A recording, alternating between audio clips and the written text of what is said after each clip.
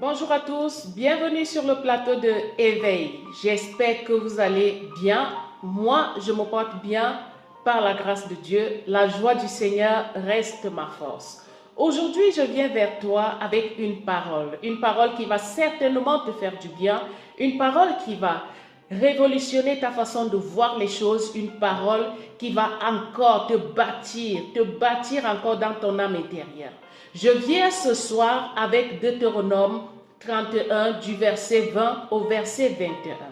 Qu'est-ce que la parole dit? La parole nous parle de Moïse. Moïse qui était choisi par Dieu pour conduire les enfants d'Israël dans Canaan. Ils se retrouvent dans le désert à cause de leur désobéissance, à cause du fait qu'ils allaient se prostituer à d'autres dieux. Alors, le Seigneur se décide en chemin de ne pas faire entrer Moïse à Canaan à cause d'une erreur qu'il avait commise. Et il dit à Moïse, appelle Josué, ton successeur, tu le présentes au peuple d'Israël. Ce que Moïse fait, sauf que, à sa grande surprise, le Seigneur lui dit, ce peuple que tu laisses à Josué, ce peuple qui est ton peuple, je le ferai entrer dans ce pays que j'ai promis à vos pères. Mais je sais qu'ils vont me trahir. Je sais qu'ils vont se prostituer à d'autres dieux. Je sais qu'ils me seront infidèles. Waouh! Étonnant, n'est-ce pas? Le Seigneur, bien que connaissant les dispositions de cœur des enfants d'Israël, il prend quand même la résolution, la décision de les faire entrer dans le pays qu'il leur a promis. Bien-aimé, ce soir, j'aimerais te parler de la bénédiction. La bénédiction de l'Éternel, ce n'est pas parce que tu es parfait. La bénédiction de l'Éternel, ce n'est pas parce que tu pries plus que les autres. La bénédiction de l'Éternel, ce n'est pas parce que tu es celui-là qui donne trop les dîmes et les offrandes. Non. La bénédiction de l'Éternel, ce n'est pas parce que tu es celui-là qui le connaît plus, qui est saint. De toutes les façons, le Seigneur connaît les dispositions de nos cœurs. Le Seigneur connaît qui il bénit et qui il ne bénit pas. Le Seigneur fait miséricorde à qui il veut et il fait grâce à qui il veut.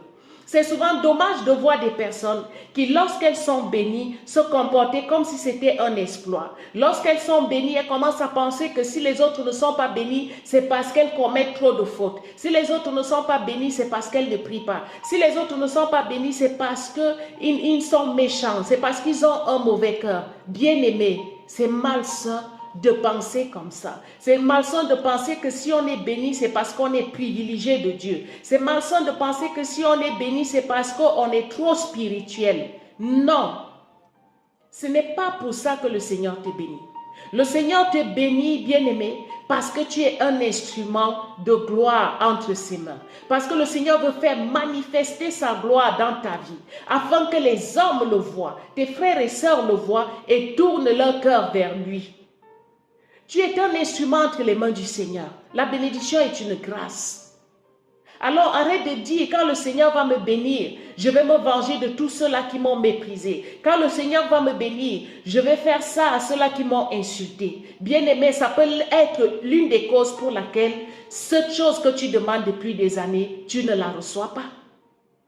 Oui, parce que lorsque le Seigneur regarde à ton cœur, lorsque le Seigneur voit dans ton cœur la vengeance, lorsque le Seigneur voit dans ton cœur l'orgueil, il se pose des questions. Mais si je le bénis, comment est-ce qu'il deviendra? Qu'est-ce qu'il sera? Qu'est-ce qu'il en viendra de lui?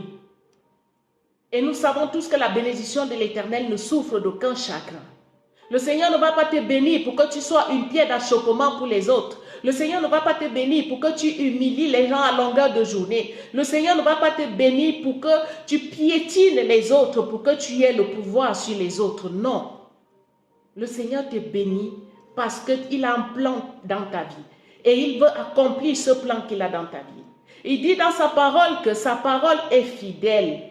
Sa parole est fidèle. Lorsqu'il fait une promesse, il veille à ce qu'elle s'accomplisse. Il tient à ce qu'elle s'accomplisse. Le Seigneur te bénit parce qu'il accomplisse, il veille à ce que sa parole s'accomplisse. Il veille à ce que cette promesse qu'il t'a faite s'accomplisse. Ce n'est pas pour toi qu'il te bénit, c'est pour lui-même. Ce n'est pas pour toi qu'il te bénit, c'est pour lui-même.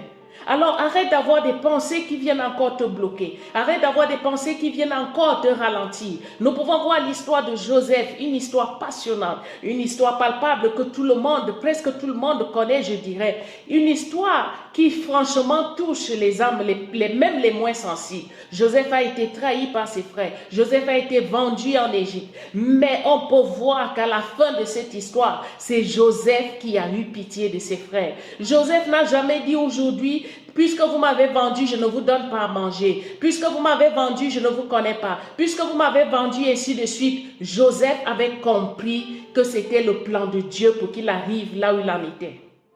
Joseph avait compris qu'il était un instrument que le Seigneur utilisait pour sa gloire. Bien-aimé, lorsque tu vas écouter cette vidéo, essaie de revoir les dispositions de ton cœur. Pourquoi veux-tu que le Seigneur te bénisse? Pourquoi veux-tu que le Seigneur te donne cette chose pour laquelle tu soupires? Est-ce pour t'enorgueillir? Est-ce pour montrer que tu es arrivé? Est-ce pour montrer aux gens que tu pries beaucoup?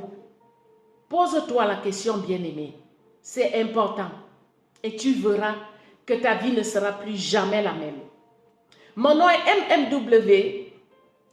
J'espère que vous avez été bénis par cette vidéo. Mais si vous souhaitez recevoir d'autres vidéos, n'hésitez pas à vous abonner et à activer la cloche des notifications. À très bientôt.